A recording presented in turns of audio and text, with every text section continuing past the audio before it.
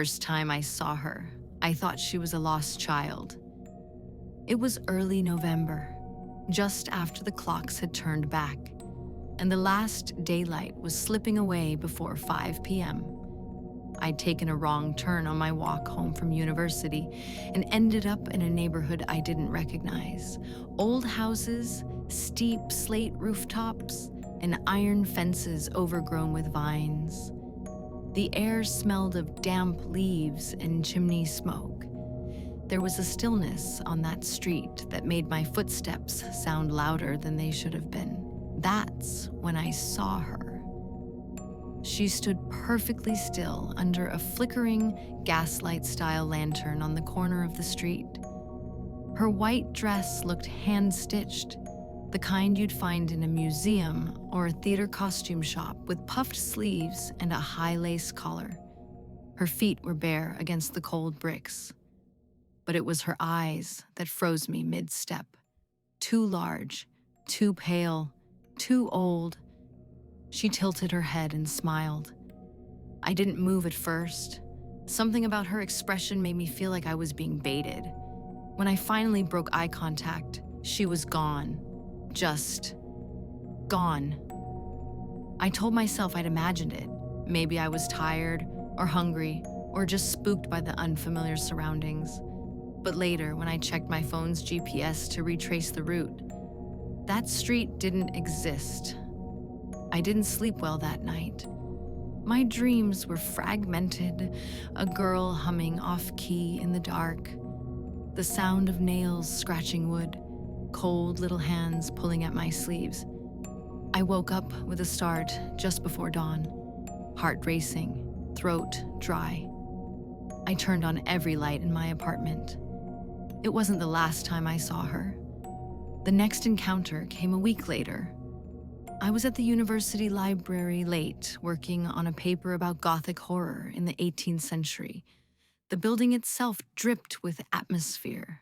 Thick wooden tables, vaulted windows, and that quiet, expectant hush only old libraries seem to have. I was deep into an antiquated book about folklore when I noticed a strange drawing in the margins of one of its pages. A child's sketch of a girl in a white dress with black pits for eyes and fangs. It hadn't been there the last time I'd opened the book. I was sure of it. I flipped through the pages, trying to find more, and there, pressed between two pages, was a yellowed slip of paper. Something brittle and old. I opened it carefully. In tight cursive it read, "Her name is Emeline, born 1715, taken 1723. Eternal ever-searching. Beware the smile." My hands went cold. I looked around the dim library, suddenly aware that I was the only one left on the floor. A breeze stirred the loose pages of my notes. There were no open windows. That night, I dreamt I was in a nursery lit by candlelight, all the furniture old and splitting at the joints. Emeline sat in the corner, brushing the hair of a decapitated porcelain doll, her mouth moving soundlessly. When I finally heard her voice, it wasn't a child's voice. It was something lower, ancient. "You'd look so pretty forever." I woke up with the taste of iron on my tongue. I started researching, not just folklore, but records, local archives, grave registries. The name Emeline kept surfacing in scattered newspaper clippings and secondhand accounts. She was always described the same way, a little girl in a white dress who appeared to girls and women walking alone. The stories dated back over 2 centuries. Girls who vanished from their homes without a trace. Strange, bloodless animal corpses found near the sightings.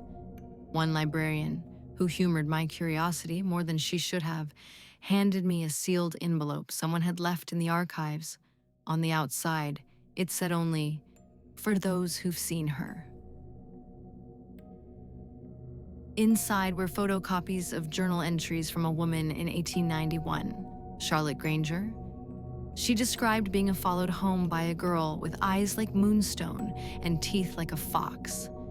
She wrote about dreams, about hearing laughter behind mirrors, about looking in reflections and seeing someone else's mouth moving.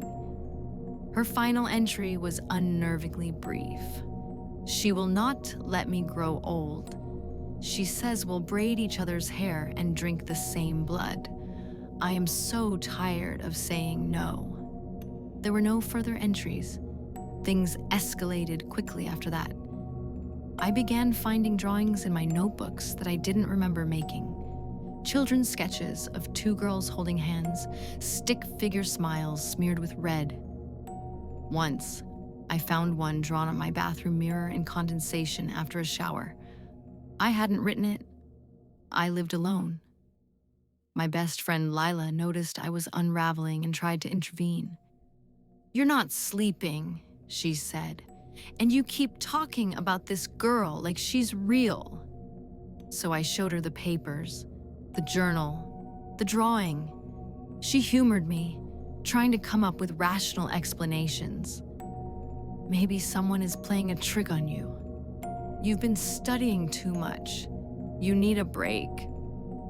Then I got the message from her 2 days later.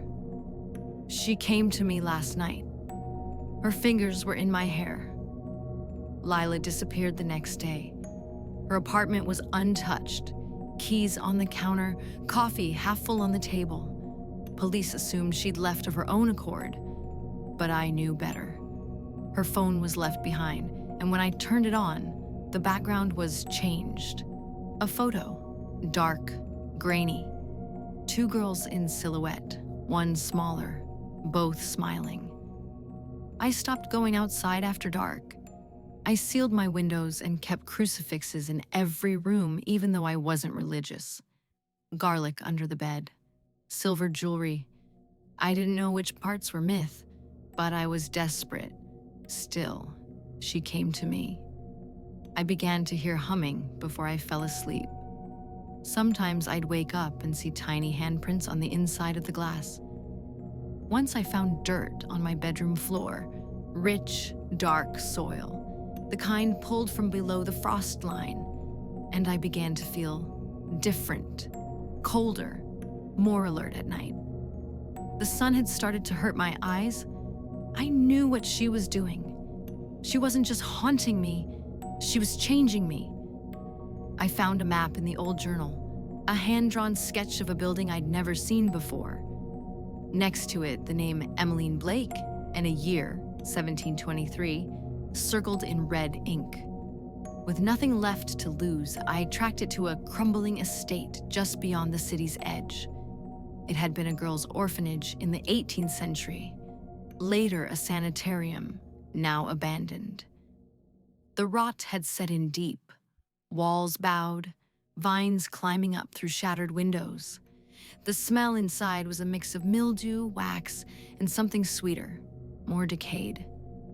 I moved with a flashlight, the beams slicing through dense shadows. There were dolls nailed to the walls, child-sized beds rusted into their frames. And then, deep in the basement, I found a small wooden coffin, child-sized. The name Emeline Blake carved crudely into the lid. The lid creaked when I lifted it.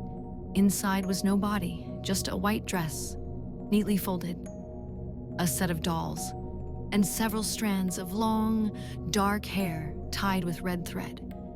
The center of the coffin was hollowed out, and beneath it, a tunnel, dirt packed and clawed through by hand, leading into blackness. I felt something shift behind me. Turning slowly, I saw her again. There was no flickering lantern this time, no mistaking her for anything human. Her eyes reflected the light like an animal's. Her mouth was open in a grin too wide for her face, needlepoint teeth too many for a child. She didn't speak. Because I did. I don't remember what I said. I barely remember walking out of there. But I do remember the hunger that started after that night. It's been months now. I don't dream anymore. I don't eat food. I avoid the sun. and the mirrors don't quite show me properly. I see her sometimes in the corner of my eye, always smiling, always watching. And now, girls have started going missing again, younger and younger. I see them sometimes, wandering in the dusk, pale-faced and unsure. I want to scream at them to run. I want to help them. But something inside me stops me. Because when I look at them, a part of me is smiling too.